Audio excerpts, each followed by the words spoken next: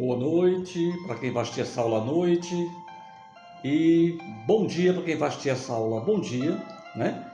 E boa tarde para quem vai assistir essa aula à tarde. Estamos no fundo musical que vocês estão ouvindo,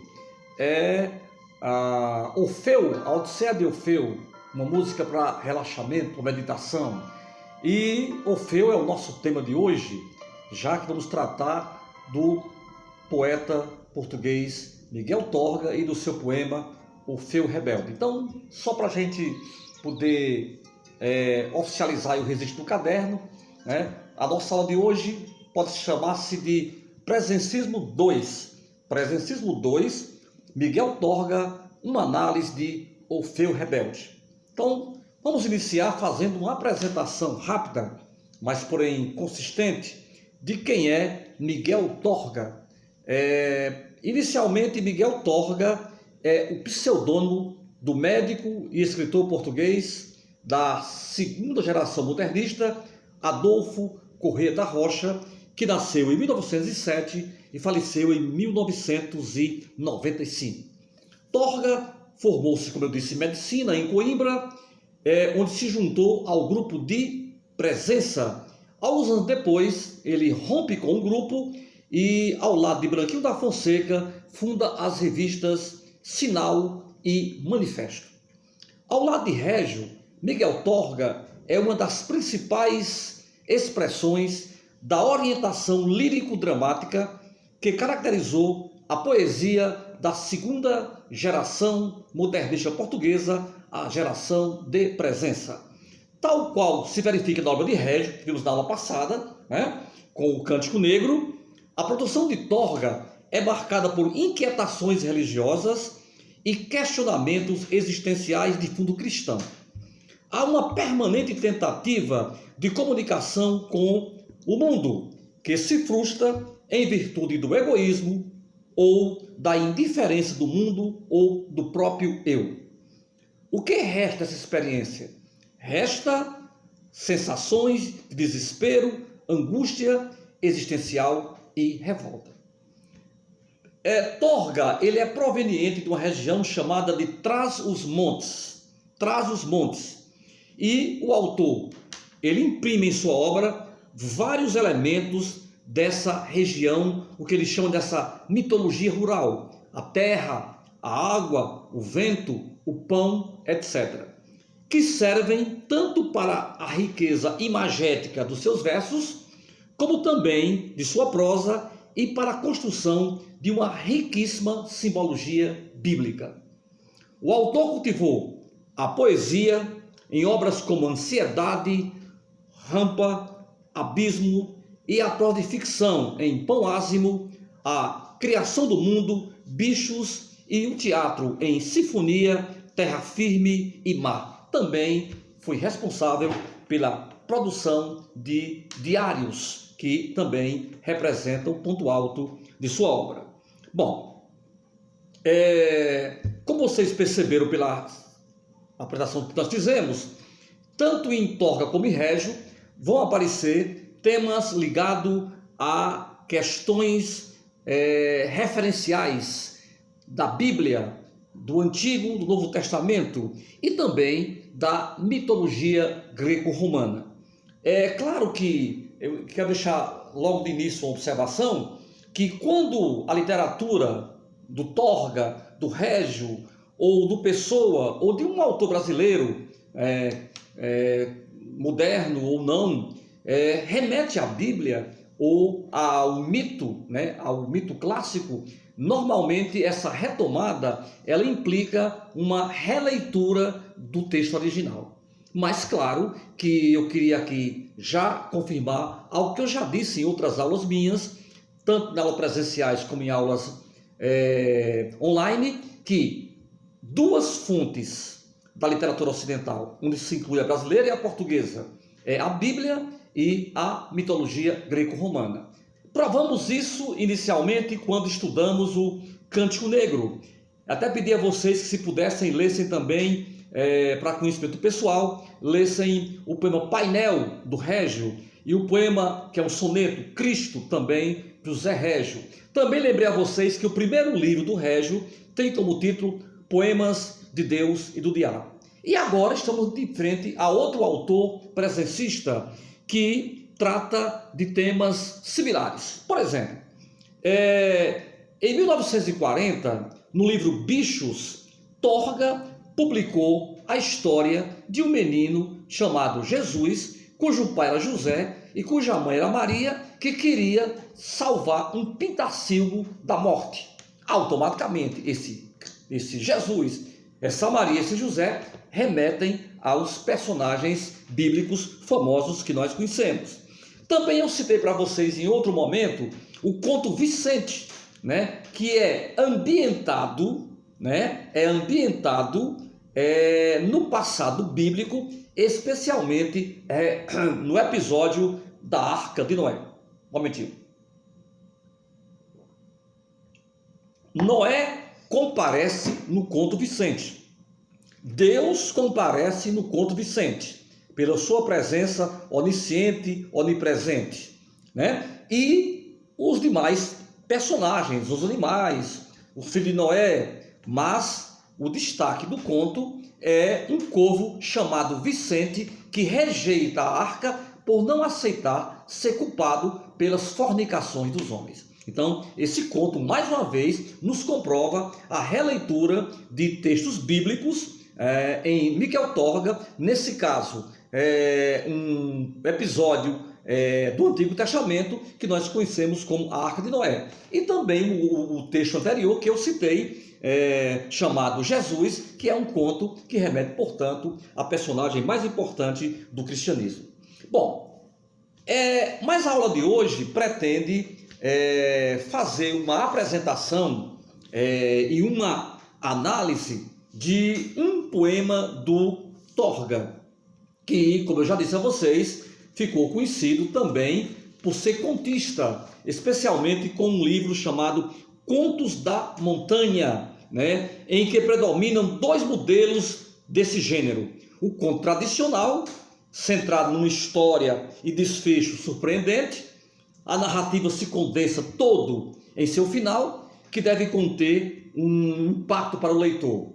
E a solução. E o conto social, impregnado de aspectos sórdidos de ordem social vigente, mazelas morais da sociedade. Então, Torga, portanto, trabalhou os dois formatos, os dois modelos, o conto tradicional e o conto de cunho social, que depois será muito forte no chamado neorrealismo português, que será assunto de próximas aulas. Bom, feito essa apresentação de Torga, vamos nos ater agora ao texto que eu prometi para a aula de hoje, que é exatamente o poema Orfeu Rebelde. Para deixar claro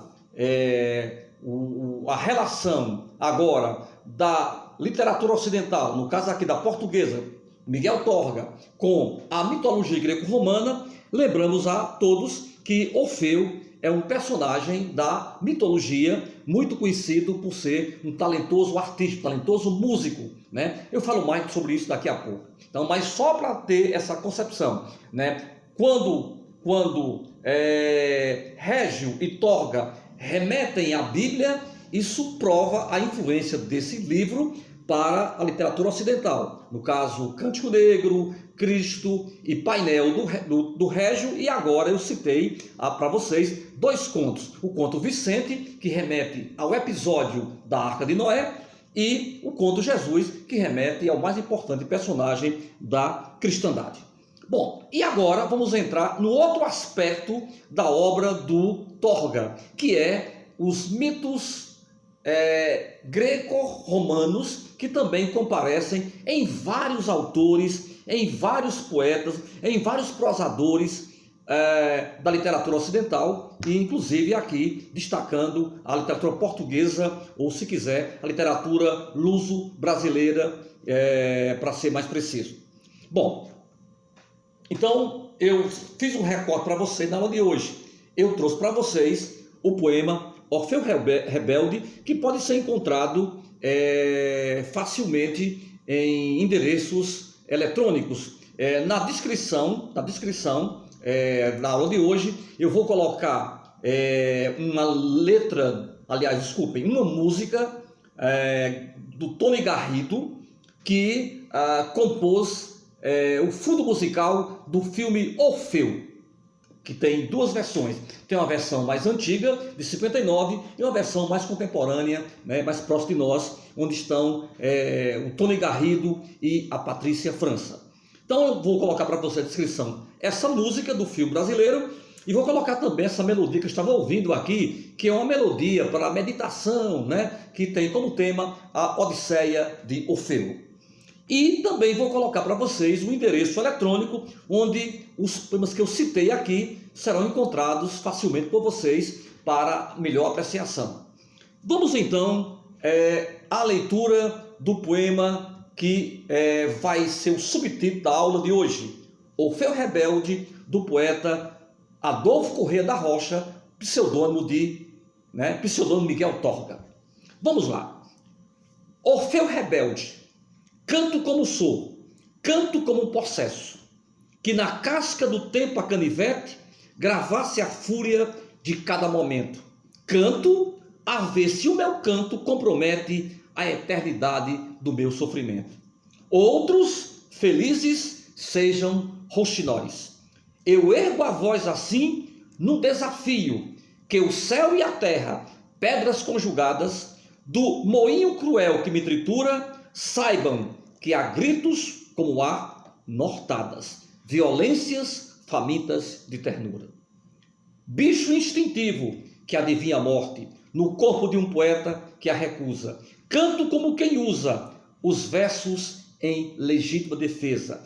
Canto sem perguntar à musa se o canto é de terror ou de beleza. Então, esse é o poema muito conhecido do português Miguel Torga, pseudônimo do médico e escritor Adolfo Corrêa da Rocha, presencista, depois rompeu com a geração de presença e faz carreira solo. Ele até disse depois de uma entrevista, né, que ele descobriu que ele não tinha muito afã de participar de revista ou grupo. Ele era um homem de carreira solo, ou seja, ele preferia trabalhar de modo isolado e pessoal do que participar de alguns grupos literários ou políticos ou de qualquer espécie. Realmente o Torga era um pouco, digamos assim, estranho, né? Até um episódio de um poeta brasileiro que morava em Portugal, que vai visitá-lo, né? Quando chega em casa, a mulher do Torga, que é um inglês, o recebe e diz que ele está escrevendo. E o nosso visitante brasileiro espera lá para o Torga, conversa com a esposa, toma um chá, vai embora e Torga não aparece para recebê-lo. Então é um certo excêntrico desses grandes poetas que muitas vezes se escondem pela timidez através desses aspectos, digamos assim, peculiares da sua biografia. Mas o que nos importa aqui, mais do que isso, é a obra do Miguel Torga. E eu queria, para podermos fazer uma passagem mais tranquila sobre a obra de Torga, eu vou repassar para vocês um elemento importante para a nossa aula de hoje, que é a questão do mito de Orfeu. Aliás, o mito de Orfeu e Eurídice, mitos que inspiram a arte, como eu falei, contemporânea, moderna e ocidental. Bom, falando um pouquinho de Orfeu, que aliás vocês já conhecem, porque Orfeu denomina o primeiro grupo modernista, onde estão Sá Carneiro, Pessoa, Almada Negreiros, Ronaldo de Carvalho, Santa Rita Pintor e outros. Bom, Orfeu é um dos mitos mais populares da clássica mitologia greco-romana. Orfeu teria sido o mais talentoso de todos os músicos. Era filho da musa Calíope e, segundo alguns, do deus Apolo, que presenteou o filho com uma lira. Quando Orfeu a tocava, os pássaros paravam para escutar, os animais selvagens perdiam medo e as árvores se curvavam para pegar os sons que o vento trazia. Então reparem né, a beleza do mito de Orfeu diante de todo esse aspecto que a natureza se deleita, né, se impacta diante da musicalidade, né, que sai da lira de Orfeu. Orfeu se apaixona pela bela Eurídice e se casa. Ela era tão bonita, mas tão bonita, que despertou o interesse de outro homem, Aristeu. Depois de recusar Aristeu, este passa contudo a persegui-la. Durante a fuga, Eurídice tropeça em uma serpente. Claro que há outras versões desse mito.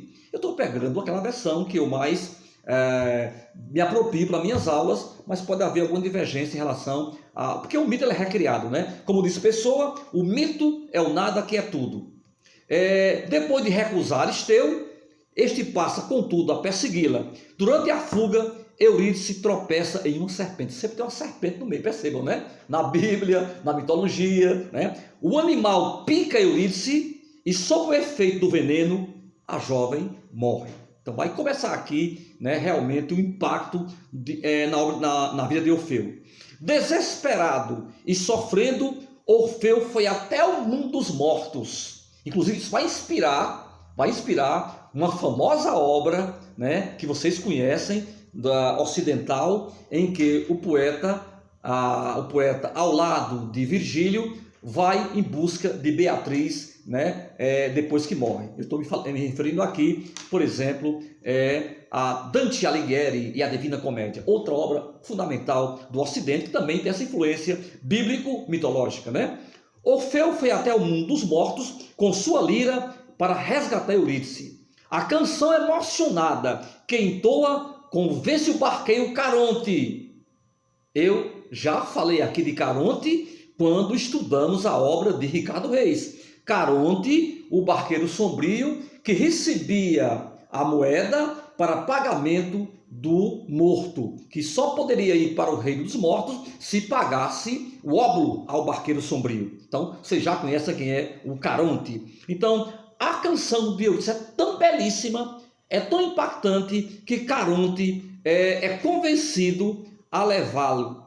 E, em seguida, faz adormecer Cérbero, que é o cão de 3 cabeças, que vigia o mundo interior. Então, o barqueiro sombrio se compadece, se emociona com o talento do músico, que consegue até impedir que o cão de 3 cabeças, que vigia o mundo inferior, né, consiga impedir Orfeu de encontrar a sua musa. Quando Orfeu chega perante Hades, o deus do submundo, fica muito irritado ao ver que um vivo conseguira penetrar no mundo dos mortos. Reparem, Orfeu penetrando no mundo dos mortos. Mas a música de Orfeu, de novo, comove. Perséfone, que estava com Hades, o convence então a atender ao pedido do músico. Então, a personagem Perséfone, né, com seu jeito convincente, né, consegue fazer com que Hades atenda ao pedido do músico. Hades concorda, mas coloca uma condição. Reparem bem. Por isso que existe de novo a relação entre a Bíblia e a mitologia, né? Você está autorizado a ir, mas você não pode mais voltar. Você não pode olhar para trás. Na Bíblia, o episódio da mulher que vira estado de sal. E aqui vocês vão ver também uma coisa similar, em que ao não obedecer à orientação da divindade, né, ou do ser poderoso, o indivíduo termina perdendo aquilo que tinha conseguido. Hades concorda, mas os deuses sempre têm uma proposta. Olha, eu faço isso, mas você tem que fazer isso, né? Lembra do famoso episódio, os trabalhos de Hércules, por exemplo? Lembra do que passou Ulisses para chegar de volta a Ítaca, depois de vencer vários episódios dramáticos na obra A Odisseia? Então, Hades concorda, mas coloca uma condição. Eurídice pode sair seguindo Orfeu, mas ele só deve olhar para ela novamente quando estiverem à luz do sol. Mas qual é a dificuldade aqui? Orfeu vai perguntar assim, mas se não foi Eurídice que está aqui comigo, né? Tem até um famoso cena de um quadro belíssimo em que Orfeu carrega Eurídice nas costas, né? E vai atravessando, que Orfeu é rito de passagem, sempre em frente, não olhar para trás. Então tem essa imagem muito bonita num quadro, mas Orfeu fica na dúvida, e se não for Eurídice que estiver aqui carregando nas minhas costas? Então, aí vem a grande questão do ser humano, a dúvida, né? Orfeu parte então pela trilha íngreme, que leva para fora do mundo inferior, tocando música de alegria e celebração, a fim de guiar a sombra de Eurídice de volta à vida. Ele não olha nenhuma vez para trás, até atingir a luz do sol, mas então vira-se procurando certificar-se de que Eurídice está o seguindo. Por um momento ele a vê perto da saída do túnel escuro, perto da vida outra vez, mas enquanto ele olha, ela se torna de novo um fantasma. Seu grito final de amor e pena, não mais do que um suspiro na brisa que sai do mundo dos mortos. Ele a perde para sempre. Este é o episódio de Orfeu rebelde. Vamos ver aqui qual a relação do mito com Miguel Torga. Vejam bem, uma das características de Torga e de Régio é a preocupação com a mortalidade humana e a relação com a imortalidade do Deus, da divindade. É a conclusão que chega aos de Campos. Não me vê conclusão. A conclusão é morrer, né? Então vocês viram isso na questão bônus da aula passada, quando estudaram o poema Lesmo Revisité de Alves de Campos e em confronto com o Cântico Negro de Régio. Então aqui, o que é que você tem como elemento fundamental? A releitura do mito de Orfeu. Orfeu apaixonado por Eurídice. Eurídice morre, mas ele vai até o reino inferior, vai em busca da amada, consegue convencer os que dominam aquele reino inferior, Hades, né, Caronte, né, Perséfone, e traz de volta a amada. Só que na travessia, repare, Orfeu deve sempre ir em frente. Se você caminha nesse percurso, você não olha para trás. O que é que diz Belchior para nós sobre isso? O passado é uma roupa que não nos cede mais. Então, o que é que faz Orfeu? Desconfiado que poderia Eurídice não estar o seguindo, né? Ele olha para trás, e ao olhar para trás, ele quebra o pacto com a divindade, com os que comandam o reino inferior, e perde definitivamente Eurídice, né? Agora, e ele fica inconsolável. Então esse é o mito de Orfeu. E o que é que Miguel Torga faz aqui? Ele diz que Orfeu é rebelde. E por que Orfeu é rebelde? Orfeu é rebelde porque ele tem consciência da sua mortalidade e tem consciência de que perdeu para sempre Eurídice. E por que perdeu Eurídice? Porque ele olhou para trás, porque desobedeceu ao decreto, desobedeceu à orientação, né, dos que comandam o reino inferior. E aí, a partir desse elemento mitológico que Pessoa já usou quando usou Ulisses, vamos colocar aqui que Régio usou em outros poemas dele, né? Enfim, vários poetas, escritores já utilizaram o mito numa releitura literária. Então, tomando por base a releitura, o Miguel Torga escreve o poema Orfeu Rebelde, que vai reorientar-nos diante do mito. O mito que é nada, que é tudo, né? E o Pessoa coloca isso muito bem, né? O mito é o nada, ele não existe, mas quando ele é estudado, ele é realinhado, ele é colocado em evidência na literatura, ele passa a existir de forma plena, né? E aí você não sabe mais o que é mito e o que é realidade. Claro que o mito sempre é reescrito, né? No caso de Ulisses, no caso de Orfeu, no caso de outros mitos que vocês conhecem da mitologia greco-romana e até mesmo de episódios bíblicos, por exemplo, que são reescritos. Por exemplo, Caim, que é um episódio do Antigo Testamento, é reescrito por quem? Por Saramago. O próprio Cristo teve releitura de quem? De Saramago, no romance O Evangelho segundo Jesus Cristo. Bom, vamos lá. E o bom da literatura é isso, são as releituras que nos levam depois para a fonte original, né? Então, o que é que diz o Eurípides de Miguel Torga? Diz que Orfeu é rebelde. Por que ele é rebelde? Porque ele tem consciência daquilo que ele perdeu, daquilo que ele é e daquilo que ele não pode ser. E ele canta como ele é. Ele canta como alguém possuído por esse sentimento de inquietação, de revolta, de inaceitação do destino, né, que ele tem a seguir. E ele diz a mais, canta como alguém possuído, que na casca do tempo, a canivete, aquela imagem que nós conhecemos, né? Você pegar na árvore com um canivete e marcar um coração, marcar um nome, fazer um desenho, né? Marcar a sua presença, né? Você chega muitas vezes ali no Horto, em Juazeiro, você percebe, né? Os romeiros escrevem na estátua o nome dele, o nome da família, o nome do filho, o nome, enfim, imagens que você percebe, né? Para representar um momento, digamos assim, né? Ou uma situação. Então ele diz que grava na casca do tempo a canivete, a fúria de cada momento. Ele é rebelde, ele está furioso, ele está inconsolável. Canto para ver se o meu canto, e canto aqui é o quê? Poema, canto aqui é o quê? Poesia. Para os gregos, ode, canto, né? Poesia, né?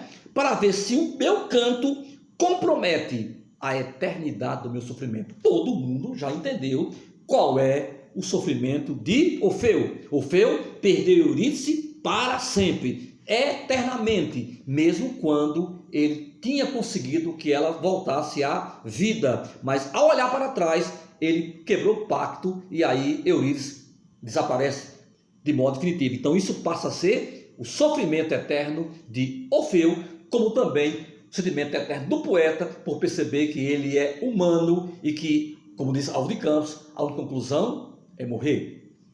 Outros felizes sejam roxinóis. Eu lembraria aqui do Vinícius de Moraes, que diz: passarinho, passarinho, sai da minha janela, eu não sou triste, não sou mais poeta, né? Então o Vinícius tem essa concepção interessante de desconstruir alguns mitos poéticos, literários, de que eu tenho que ser triste para ser poeta, eu tenho que sobrar ser poeta, eu tenho que amar para ser poeta. A pessoa diz: eu sou capaz de falar de amor sem amar ninguém, né? Porque o poeta, ele é, na pessoa, o poeta, ele é um construtor de mundos. É claro que boa parte dos que não são poeta e até de poetas precisam estar sofrendo, ou amando, ou apaixonado, ou revoltado, né, para poder escrever. Mas é claro que os grandes poetas ultrapassam essa questão da inspiração estar presente, né? Quantas vezes você ouviu falar de que poetas começam a fazer um poema, param, né? E depois vai reaparecer a inspiração ou o contexto dias depois, ou até meses depois, ou até anos depois, né? Vamos parar por aqui. Então, outros felizes sejam roxinóis. Eu sou o rebelde. Eu ergo a minha voz assim num desafio. Desafio a quem? Desafio os que podem, desafio os que mandam, desafio os que ordenam, desafio o ser mitológico poderoso que me impede de continuar, né, a fazer, a ter meu livre-arbítrio. Eu ergo a voz assim no desafio. Aí aqui vem a expressão que vai explicar por que você vai encontrar em alguns livros o subtítulo Miguel Torga, os mitos da terra e do céu, né? Que ele vai dizer que céu e terra são pedras conjugadas do moinho cruel que me trituram. Ele diz que o céu e a terra, pedras conjugadas, mitos da terra e do céu, né? Do moinho cruel, moinho, né? Que vai devorando, vai triturando, né? Que me tritura, saibam que há gritos como há nortadas. Nortadas são ventos, né? Então, os ventos trazem o som. Então, meus gritos são como nortada, ventos que me levam além de onde eu estou, através do som do meu grito. Violências famintas de ternura. O que é que diz aqui Miguel Torga? Quantas vezes o ser humano é violento porque falta a esse ser humano a ternura, né? Então, como diz Paulo em Coríntios, se eu não tiver amor, eu não sou nada. Então, muitas vezes, a violência faminta é faminta de ternura, é a ausência de ternura que torna muitas vezes o indivíduo violento. Bicho instintivo que adivinha a morte. Ora, Assim como Orfeu percebeu a morte de Eurídice duas vezes. Primeiro momento, quando ela morre na picada da serpente. Segundo momento, quando desaparece no caminho de volta para a vida. Quando ele olha para trás e ela, de modo definitivo, morre para a vida e para ele. Então, assim como Orfeu, o poeta é um bicho instintivo que adivinha a morte. Ou seja, um grande tema em Tórga é a questão da imortalidade, né? Ou da mortalidade, como queiram melhor escolher.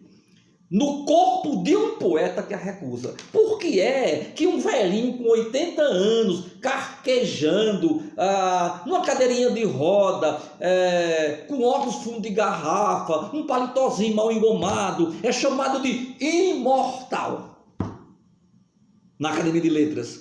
Porque todo mundo sabe que Machado de Assis morreu em 1908. Mas todo mundo diz Academia do Imortal Machado de Assis.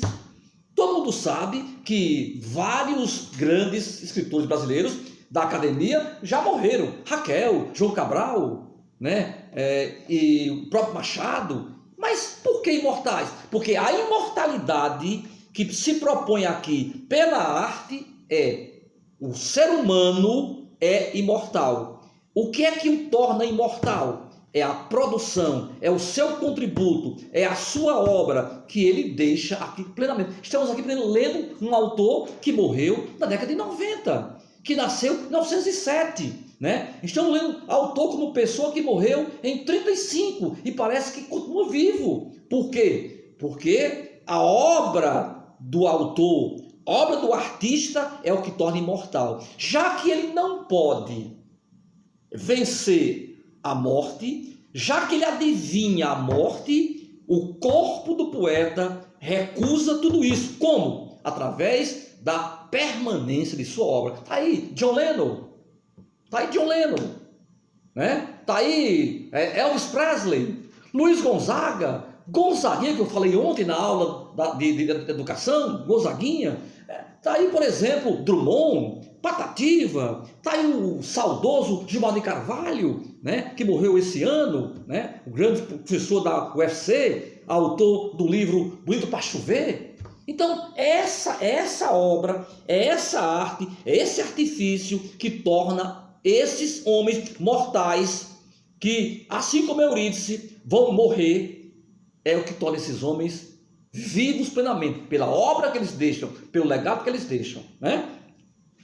Então, concluindo o poema do Tórga: bicho instintivo que adivinha a morte no corpo de um poeta que a recusa. Canto como quem usa os versos em legítima defesa. Qual é a arma do poeta?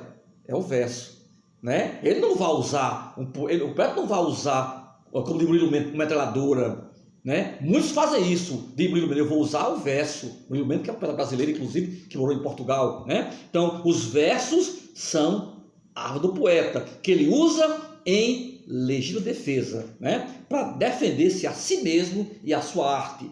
Canto sem perguntar à musa, a musa com M grande. Musa aqui pode ser uma entidade, musa pode ser uma mulher, musa pode ser uma criança, musa pode ser a natureza, musa pode ser uma entidade mitológica. Vimos isso nos Lusíadas, em Ricardo Reis, né? Vimos as musas. Então, pode ser inspiração, né? Então, canto sem perguntar à musa se o canto é de terror ou de beleza. Então, outro mito que cai aqui, que a poesia sempre vai ser bela. Não, ela pode ser terror de beleza. Lembrem da teoria do Victor Hugo, né? O autor do Corcunda de Notre Dame, que a literatura é o grotesco e o sublime. Então, o meu canto pode ser terror de beleza, você decide, mas os dois elementos, vida e morte, terror e beleza, né, estão completamente inseridos na composição da literatura, da arte, da poesia, de Tórga, do ser humano. Então, automaticamente, a gente pode entender aqui que a preocupação do poeta, através do seu eu lírico, é destacar os dois elementos, né? Terror e morte. Lá em Cântico Negro, lembra disso, Cântico Negro? Os elementos quais eram?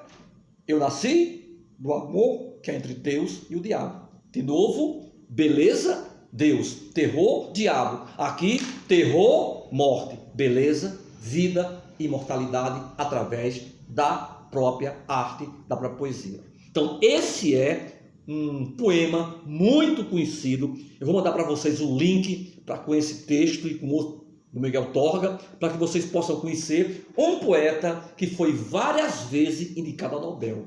Numa época em que era proibido atribuir Nobel a alguém que escrevesse em português. Quem vai quebrar esse mito? Quem vai quebrar essa desonra? Quem vai quebrar esse terror? Quem vai dar beleza a esse terror? O português José Saramago, que em 98 ganha o Nobel para a literatura em língua portuguesa. Mas Torga foi indicado várias vezes ao Nobel. Infelizmente não recebeu, mas se tivesse recebido, teria sido muita justiça. É um grande poeta. Claro que a gente pode entender que o poeta nem sempre ele vai coadunar com o que eu penso, com o que vocês pensam. É claro que muitas vezes a gente quer escolher a poesia, o autor, se o autor escreveu o que eu quero que ele escreva, né? Porque é muita resistência, às vezes, do leitor. Não, eu quero um autor que diga o que eu quero que ele diga. Não, o autor vai dizer o que ele quer dizer. Cabe a você aceitar ou não. Se é terror, beleza, que vai dizer é você. Eu não vou dizer para vocês que todo autor que eu trabalho com vocês eu gosto. Mas a minha função aqui é trabalhar o terror ou a beleza. É trabalhar aqui a verdade que esse poeta acha que expressa. A pessoa pode concordar ou não. É claro que tem as preferências, né? Aqueles que a gente gosta mais. Mas é bom lembrar que nesse momento aqui a gente trabalha com crítica literária ou com historiografia literária. Então cabe a nós falar o que há e não o que eu queria que houvesse.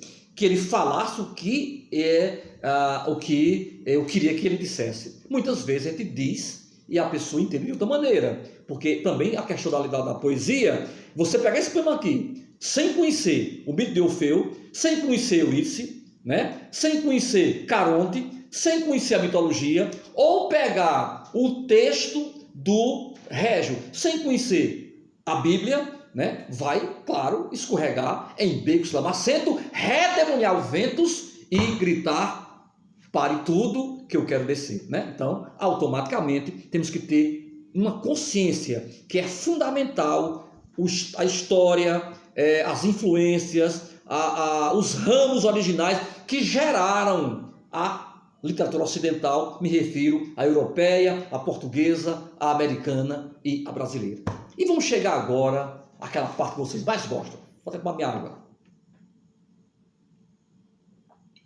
Vamos chegar à questão bônus de hoje.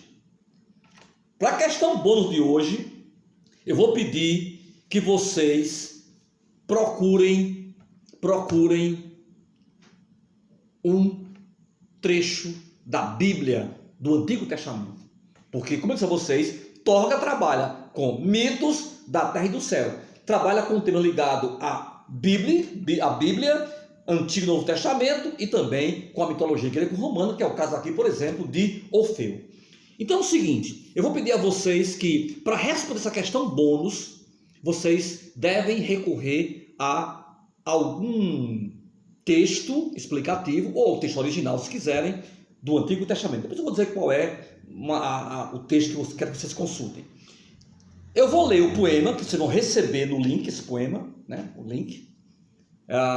Claro, se por acaso o link não chegar, a Adriana vai com certeza localizar esse poema e jogar para vocês, que a Adriana não vai fazer como eu fiz, não olha para trás, né, Adriana? Olha sempre para frente. Então, já peço a Adriana que, se quiser, também pode se adiantar meu link e já postar depois os poemas que eu citei aqui, em especial o Feu Rebelde e também o que eu vou ler agora. Olha o título do poema da questão bônus. É um poema tão pequeno que ele tem pouco mais de 10 versos. Tem verso que é só uma palavra. É bem pequeno o poema. Mas o que me importa aqui não é o tamanho do poema, é a amplitude temática do poema, é a releitura que ele vai fazer de um episódio bíblico. Vamos lá.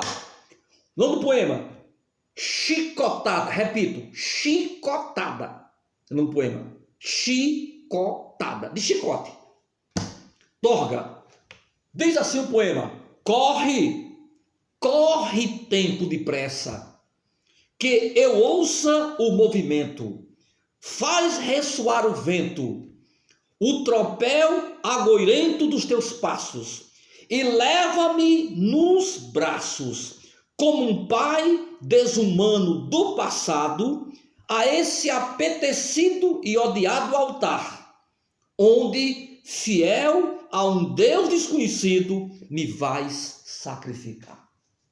Claro, vou dizer para vocês que a literatura não tem a obrigação de fazer uma pregação bíblica, uma reflexão bíblica, ou então fazer uma releitura igual à da Bíblia. Se você ler Caim, vai perceber, por exemplo, que a fonte é o Antigo Testamento, mas que Saramago ele modifica elementos originais para fazer o que a gente chama de releitura literária. Então, vamos lá. Eu vou repetir o poema, só para enfatizar, ele é pequeno, mas vocês vão receber esse poema escrito. Corre tempo, depressa, que eu ouça o movimento, faz ressoar o vento, o tropel agoirento dos teus passos, e leva-me nos braços como um pai desumano do passado, a esse apetecido e odiado altar, onde fiel a um Deus desconhecido me vai sacrificar. Esse é o poema. Eu quero que vocês peguem este poema, leiam este poema, não vai ser difícil entender o poema, e relacione esse poema com o episódio bíblico que está em Gênesis 22. Atenção? Eu vou só dizer isso, não vou dizer quem são os personagens, que senão assim eu vou entregar a questão. Mas é um personagem muito conhecido, né?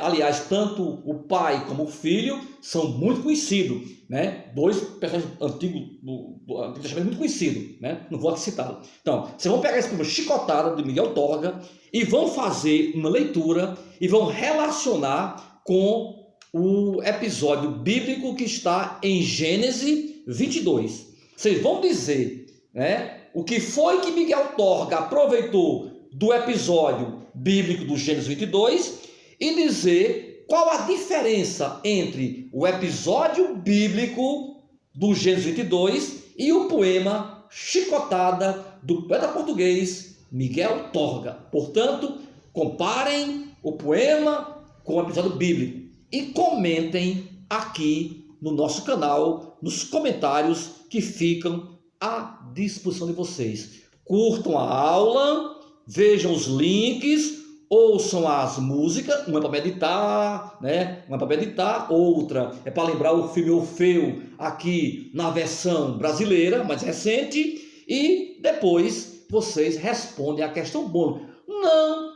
precisa ser hoje, mas pode ser até sexta-feira da semana. Você responde nos comentários, né? 10, 15 linhas, a questão bônus, em que você vai confrontar o episódio bíblico do Gênesis 22 com o poema Chicotada de Miguel Torga. Assim, iríamos comprovar nossas teses. Quais são nossas teses? Que em Torga, em especial em Torga, mas também em Régio, se aproveita bastante o elemento mitológico e o elemento bíblico, ou se quiser, judaico-cristão. É com vocês, fiquem à vontade e até a próxima aula.